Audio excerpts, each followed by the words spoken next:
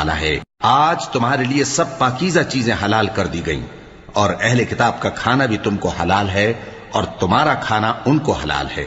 اور پاک دامن مومن عورتیں اور پاک دامن اہل کتاب عورتیں بھی حلال ہیں، جبکہ ان کا مہر انہیں دے دو، اور نکاح سے عفت قائم رکھنی مقصود ہو، نہ کہ کھلی بدکاری کرنی اور نہ چھپی دوستی کرنی۔ اور جو شخص ایمان کا منکر ہوا اس کے عمل ضائع ہو گئے اور وہ آخرت میں نقصان پانے والوں میں ہوگا۔ مومنو، جب تم نماز پڑھنے کا قصد کیا کرو تو اپنے منہ اور کوہنیوں تک ہاتھ دھو لیا کرو، اور سر کا مسح کر لیا کرو، اور ٹخنوں تک پاؤں دھو لیا کرو، اور اگر جنابت کی حالت میں ہو تو نہا کر پاک ہو جایا کرو، اور اگر بیمار ہو یا سفر میں ہو یا کوئی تم میں سے بیت الخلا سے ہو کر آیا ہو یا تم نے عورتوں سے مقاربت کی ہو،